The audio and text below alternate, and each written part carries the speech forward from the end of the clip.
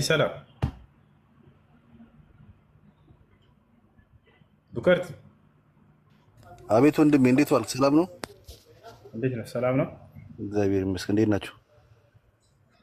አለን አልሐምዱሊላህ። እሺ የልጁ ጥያቄ መጨረሻ ላይ አስተውለው ከሆነ ማለት ነው አዳምና ሔዋን በምድር ላይ ወደ ምድር ሲወረወሩ ወደ ምድር ሲመጡ ኃጢአታቸውን ለሰው ልጅ አስተላልፈው ነው የሚል ትሳቤ ነው ያለው በአጠቃላይ ማለት ነው። የቱ ጋር ነው እንደሱ የሚል ያለው ማለት ቢያንስ መጽሐፍህ ላይ የቱ ጋር ነው እንደሱ የሚል ያለው? አይ የልጁን ሐሳቡን አጠቃላይ እየነገርኩኝ የኔ ጥያቄ ሌላ ነው፣ ግን የልጁ ያልተመለሰልን እኛ እየሰማህ ነው ከውስጥ በኩል ገባህ አይደል?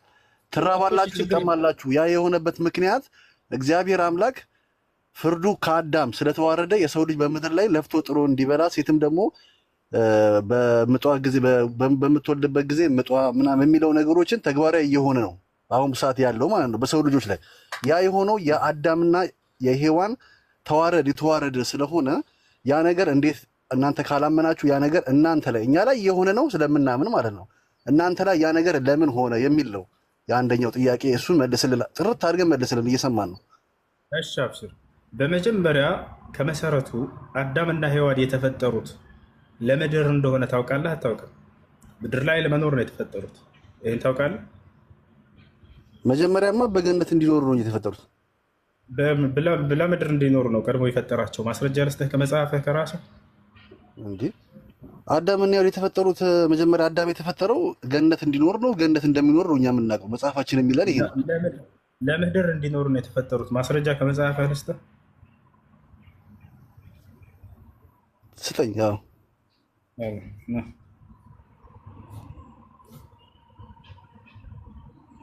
ኦሪት ዘፍጥረት ምዕራፍ 1 ቁጥር 26 እሺ እንመልከት። እዚህ ጋር እግዚአብሔርም አለ ሰውን በመልካችን እንደ ምሳሌያችን እንፍጠር፣ የባህር ዓሣዎችን፣ የሰማይ ወፎችን፣ እንስሳትንና ምድርን ሁሉ በምድር ላይ የሚንቀሳቀሱትንም ሁሉ ይግዙ አለ።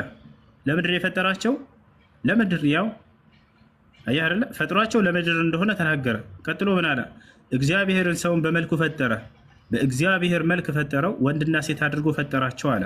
እግዚአብሔርም ባረካቸው እንዲህም አላቸው፣ ተመልከት፣ ብዙ ተባዙ፣ ገነትን ሙሏት፣ ላላላ ምድርንም ሙሏት፣ ግዟትም፣ የባህርን ዓሣዎችንና የሰማይ ወፎችን በምድር ላይ የሚንቀሳቀሱትንም ሁሉ ግዟቸው። ስለዚህ ለምድር ነው የፈጠራቸው። የገዛ መጽሐፍ። እሺ ይህን በማስረጃ ነግረኸኛል። ቀጣይ ደግሞ ያለው ነገር ደግሞ ጥያቄ ያለኝ ማለት ነው። እኔ ይቻላል ልቀጥል? እሺ በእኛ ሃይማኖት ማለት በኦርቶዶክስ ሃይማኖት ተከታዮች ማለት ነው በዘር ግንዳችን ለምሳሌ አሁን አዳምና ሔዋን ከዛም በኋላ አዳምና ሔዋን ቃየልንና አቤልን ወለዱ እያለ በተዋረድ የሚያስረዳን ነገር አለ ለኛ ማለት ነው። ይህ በእኛ በ81 አሃዱ የተገለጠ ነገር አለ። ኢቭን አሁን የምነግረን ነገር በ61 አሃዱ በ61 መጽሐፍ ቅዱስ የለም። ለምሳሌ አሁን አዳምና ሔዋን ያው ባልና ሚስት ነበሩ ብለን እናምናለን ነው።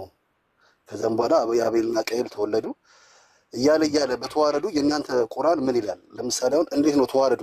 ከዛ በኋላ የሆነ ሰዓት ላይ የሚጋጭ ነገር ስላለ ነው እህት ወንድሟን አገባች የሚል ጥያቄ በእኛ ላይ ስላለ ኦርቶዶክስ ላይ በቂ መልስ አላት። እናንተ ላይ ይሄ ነገር ምን ይላል የሚል ነው። በጣም አመሰግናለሁ፣ አከብርሃለሁ፣ እሰማሃለሁ እስከ መጨረሻው።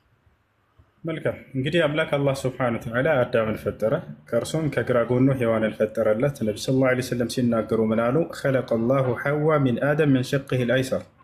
አምላክ አላህ ስብሐነሁ ወተዓላ ሐዋን ከአዳም የግራ ጎን ፈጠራት አሉ። ያችሁ የመጀመሪያ ሰው ዘር አደም ተፈጠረ፣ ከዚያ ሐዋ ከግራ ጎኑ ተፈጠረች።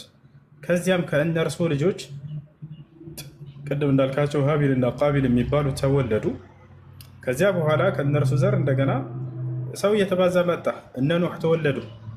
ከኑሕ በኋላ እነ አብርሃም እነ ኢስሐቅ እነ አብርሃም መጣ። አብርሃም ከሳራ ኢስሐቅን ወለደ። ከአጋር ደግሞ ይቅርታ ከአጋር እስማኤልን ወለደ። ከዚያ በኋላ ያዕቆብ ተወለደ ከኢስሐቅ። ያዕቆብ ደግሞ እነ ዮሴፍን ወለደ። ከዚያ በኋላ ሌሎች ነቢያቶች መጡ። እነ ሙሳ፣ እነ መሲሁ፣ እነ ዘከርያ፣ እነ ያሕያ። እነዚህ ሁሉ እንዳለ ቀደምት ነቢያት መጡ።